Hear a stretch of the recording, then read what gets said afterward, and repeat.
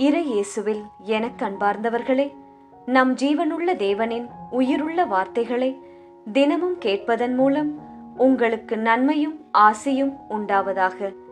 இன்றைக்கு நம் உள்ளத்தில் ஆண்டவர் பேச விரும்புகிற திருவசனம் மத்தேயு எழுதிய தூய நற்செய்தியிலிருந்து வாசகம். 8ஆம் அதிகாரம் 2ஆம் திருவசனம். நீர் விரும்பினால் என் நோயை நீக்க உம்மால் முடியும். இறை இயேசுவில் எனதருமை நண்பர்களே, உங்கள் அனைவருக்கும் நம் இயேசுவின் அன்பை உரித்தாக்குகின்றேன். இன்றைய புனிதராம் புனித ஜோஸ் மரிய எக்ஸ்வெரிடா டி பலாகர் இடம் நமக்காக இறை இயேசுவிடம் பரிந்து பேசி அவரின் மேலான இரக்கத்தை பெற்று தரும்படி ஒரு நிமிடம் ஜெபித்துக் கொள்ளுங்கள் நண்பர்களே. இன்று ஜூன் மாதம் 26ஆம் தேதி வெள்ளிக்கிழமை. இன்றைய நாளில் தங்கள் பிறந்த நாள் மற்றும் திருமண நாளை கொண்டாடும் அனைவரையும் இறையேசுவின் அன்பும் ஆசிர்வாதங்களும் நிறைவாய் சேரட்டும். தங்களுக்கு நெருக்கமானவர்களின் பிரிவால் வாடும் நபர்களையும் இறையேசுவின் வியாகுல அன்னையின் ஆறுதல் போர்வையாய் மூட வேண்டுமாய் மனமாற ஜெபிக்கின்றேன். நண்பர்களே, எப்படி இருக்கின்றீர்கள்? இந்த வாரம் முழுவதும் எப்படி சென்றது? ஜெபித்தீர்களா? அன்றாடம் ஜெபிக்க ஒரே ஒரு ஜெபமாலையாவது சொல்ல ஞாபகப்படுத்துகிறேன். சரி நண்பர்களே, இன்றைய முதல் வாசகம் நம்முடைய சிந்தனைக்கு என்ன சொல்லுகிறது? ஒரு நிகழ்வை இன்றைய முதல் வாசகம் முன்வைக்கிறது. ஒரு காலத்தில் கடவுளின் மகிமையால் நிறைந்திருந்த எருசலேம் நகரம் பிறகு சிதலமாகிறது. ஆலயம் எரிக்கப்படுகிறது, அரண்மனைகள் அழிக்கப்படுகிறது, மக்கள் நாடு கடத்தப்படுகிறார்கள். அரசன் செதேக்கியா தனது பிள்ளைகள் கொல்லப்படுவதைக் கண்டு பின்னர் கண்களை இழந்து சிறைபிடிக்கப்படுகிறான். இது ஒரு நகரத்தின் வீழ்ச்சி மட்டுமல்ல நண்பர்களே, ஆண்டவரை விட்டு விலகிய ஒரு மக்களின் இதய வீழ்ச்சியும் ஆகும். ஆனால் அதே முதல் வாசகத்தில் மறைந்திருக்கும் ஒரு நம்பிக்கையும் உண்டு. என்ன தெரியுமா? எல்லாம் அழிந்துவிட்டது போல தோன்றினாலும் ஆண்டவர் தம் மக்களை முற்றிலும் கைவிடவில்லை. சிலரை அங்கேயே விட்டார்.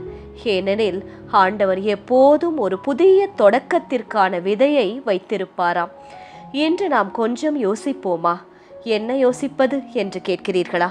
உங்கள் வாழ்க்கையில் எல்லாம் முடிந்துவிட்டது என்று நினைத்த ஒரு தருணம் உண்டா? நீங்கள் கட்டிய உறவு, கனவு, வேலை, திட்டம் ஏதாவது சிதறி போனதுண்டா?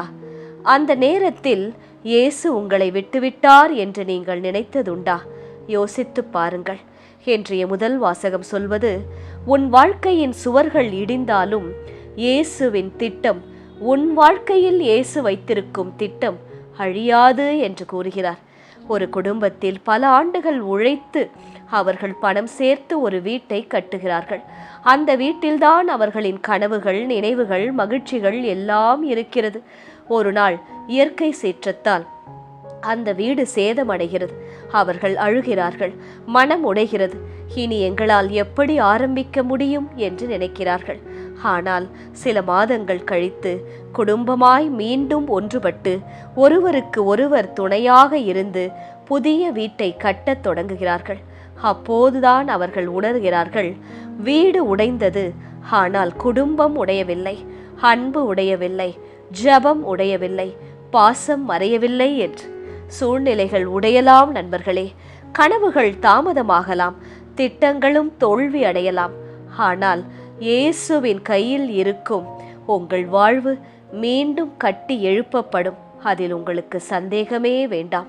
நம்பிக்கையோடு ஜெபத்திலும் ஜெபமாலையிலும் நிலைத்து இருங்கள். சரி நண்பர்களே, இன்றைய நற்செய்தி என்ன கூறுகிறது பார்ப்போமா? வாழ்க்கையில் சில நேரங்களில் கடவுள் அனுமதிக்கும் உடைதல்கள் நம்மை அழிப்பதற்காக அல்ல, புதிதாக உருவாக்குவதற்காக. சரி, இன்றைய நற்செய்தியில் தொழுநோயாளர் ஒருவர் இயேசுவிடம் வந்து, ஐயா, நீர் விரும்பினால் எனது நோயை நீக்க உம்மால் முடியும் என்று கூறுகிறார். இயேசு அவர் உம்மால் முடியுமா என்று கேட்கவில்லை, நீர் விரும்பினால் என்று கேட்கிறார். இதை யோசித்து பார்க்கிறார். நம்மையும் இன்று யோசிக்க சொல்லுகிறார். அவருக்கு இயேசுவின் வல்லமை மீது சந்தேகம் இல்லை, ஆனால் தன்னை ஏற்றுக்கொள்வாரா என்ற பயம் இருந்தது. அந்த காலத்தில் தொழுநோயாளர்கள் சமுதாயத்தால் ஒதுக்கப்பட்டவர்களாம். யாரும் அவர்களை தொடமாட்டார்கள். ஆனால் இயேசு செய்த முதல் செயல் என்ன தெரியுமா? அவரை தொட்டார். பிறகு என்ன கூறினார்? நான் விரும்புகிறேன், உமது நோய் நீங்குக என்று சொன்னார். நோய் மட்டும் அல்ல நண்பர்களே, அவரது தனிமையையும் அவமானத்தையும் காயமடைந்த மனதையும் இயேசு குணப்படுத்தினார் என்று நாம் சிந்தித்து பார்க்க வேண்டும். என்னை யாரும் புரிந்து கொள்ளவில்லை என்றாவது நான் கவலையில் இருந்தால், யாரும் எனக்கு தேவையில்லை. என் இயேசு என்னோடு இருக்கிறார். அவரிடம் நான் ஜெபித்தால் போதும், ஜெபமாலைகளை கையில் எடுத்தால் போதும், என் தனிமையை சீர் செய்ய இயேசு உடனே வருவார் என்று நீங்கள் உணர்ந்து கொள்ள வேண்டும். இன்று இயேசு உங்களிடம் சொல்லுகிறார், நான் விரும்புகிறேன், உன் காயங்கள் ஆறட்டும், உன் மனம் புதுப்பிக்கப்படட்டும் என்று. உன் கண்ணீரை யாரும் கவனிக்கவில்லை என்று நினைக்காதே என் மகளே, என் மகனே, நான் உன்னோடுதான் இருக்கிறேன் என்று சொல்லுகிறார். ஒரு மனைவி பல நாட்களாக மனவேதனையில் இருக்கிறாள். குடும்பத்திற்காக எல்லாவற்றையும் செய்கிறாள். ஆனால் யாரும் அவளது சோர்வையும் கண்ணீரையும் கவனிப்பதில்லை, அவளது உடல் வலியையும் கவனிப்பதில்லை என்று நினைத்து துன்பப்படுகிறாள்.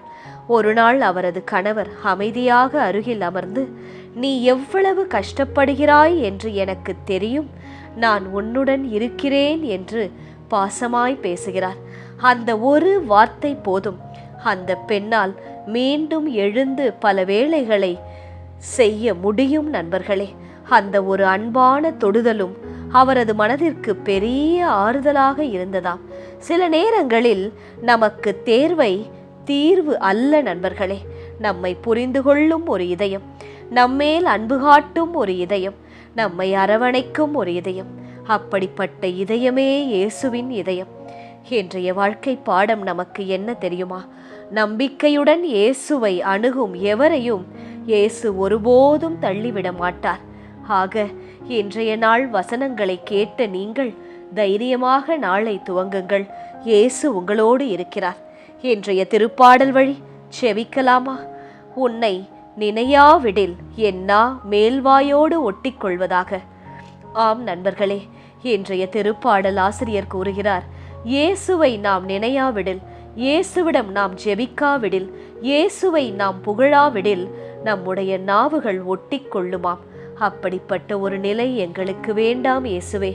ஒவ்வொரு நாளும் உம்மை நினைத்து நீங்கள் எங்களை பாதுகாத்ததற்காக, எங்களுக்கு நன்மைகள் புரிந்ததற்காக, உண்ண உணவு, உடுக்க உடை, தங்க இடம் தந்ததற்காக நன்றி இயேசுவே என்று நன்றி கூட எங்களுக்கு நினைவூட்டும் இயேசுவே. பாபிலோனின் ஆறுகள் அருகே அமர்ந்து நாங்கள் சீயோனை நினைத்து அழுதோம். அங்கிருந்த அலரிச் செடிகள் மீது எங்கள் யாழ்களை மாட்டி வைத்தோம். ஆம் இயேசுவே, அன்று உமது பேச்சை கேட்காததால், உமது வழியில் நடக்காததால் எருசலேம் அழிந்து போனது. மக்கள் நாடு கடத்தப்பட்டனர், அடிமையானர். அப்படிப்பட்ட நிலை எங்களுக்கு வராதபடி ஒவ்வொரு நாளும் உமது வசனத்தின்படி நடக்கவும், நீர் எங்களுக்கு வாழ்ந்து காட்டிய வழியிலே நாங்கள் வாழவும், ஜபத்திலும் ஜபமாலையிலும் எங்கள் குடும்பத்தை கட்டி எழுப்பவும் எங்களுக்கு அருள் செய்யும் இயேசுவே. ஆண்டவருக்கு உரித்தாக்கும் பாடலை அந்நிய நாட்டில் எங்கனம் பாடுவோம்? எருசலேமே, நான் உன்னை மறந்தால் என் வழக்கை சோம்பி போவதாக என்று இன்றைய திருப்பாடல் ஆசிரியர் கூறுகிறார். ஆண்டவரே, உம்மை நாங்கள் மறக்க கூடாது. ஒவ்வொரு நாளும் உம்மிடம் ஜெபித்து எங்கள் தேவைகளை பெற்றுக்கொள்ள, திருப்பாடல் வாசிக்க, ஸ்தோத்திர பலிகளை சொல்ல, ஒரே ஒரு ஜெபமாலையாவது செய்து ஒப்பு கொடுக்க எங்களுக்கு நினைவூட்டும் அப்பா. எங்களுடைய வேலையிலும் தொழிலிலும் நாங்கள் மூழ்கி போய் ஜெபிக்க மறக்காமல் இருந்தால் எங்கள் குடும்ப பாதுகாப்பும் மறந்து போகும் என்பதை நாங்கள் நினைவில் வைத்தபடி தளராமல் ஜெபத்தில் நிலைத்து இருக்க, சோம்பேறித்தனத்தை தள்ளி வைக்க, கொஞ்சம் நாங்கள் நிலைத்து இருக்கும் பிற ரெக்ரியேஷன்ஸை எல்லாம் ஒதுக்கி வைத்துவிட்டு நாங்கள் ஜெபிக்க எங்களுக்கு அருள் செய்யும். ஜெபிக்கும் ஆசையை, ஜெபிக்கும் எண்ணத்தை எங்கள் மனதில் வையும். உன்னை நான் நினையாவிடில், எனது மகிழ்ச்சியின் மகுடமாக நான் எருசலேமை கருதாவிடில் என்னா மேல் வாயோடு ஒட்டிக்கொள்வதாக என்று இன்றைய பாடல் ஆசிரியர் சொல்லுவது போல ஒவ்வொரு நாளும் உம்மை நினைத்து நன்றி கூற நாங்கள் விழைய எங்களுக்கு ஜெபத்தின் ஆவியை தந்தரலும். ஜெபிக்க கற்றுத்தாரும். ஜெபிக்க மறவாத குடும்பமாக, உமது பிரசன்னம் நிறைந்திருக்கும் குடும்பமாக எங்கள் வீடுகள் இருக்க எங்களுக்கு வழிகாட்டும் இயேசுவே. எங்களை நல்வழிப்படுத்தும் இயேசுவே. தேவைகளை சந்தியும் இயேசுவே. உடல் நோயிலிருந்து குணமாக்கும் இயேசுவே. ஆமேன். இயேசு கிறிஸ்துவின் பெரிதான நாமத்தின் நிமித்தம் ஜெபிக்கிறோம். ஆமேன். ஒவ்வொரு நாளும் உங்கள் உள்ளத்தில் ஆண்டவர் பேச விரும்புகிற இறை வார்த்தையை தெரிந்து கொள்ள ரோசரி பிரேயர்ஸ் சேனலை சப்ஸ்கிரைப் செய்யுங்கள். மேலும் உங்கள் நண்பர்கள் மற்றும் உறவினர்களுடன் ஷேர் செய்யுங்கள். நன்றி.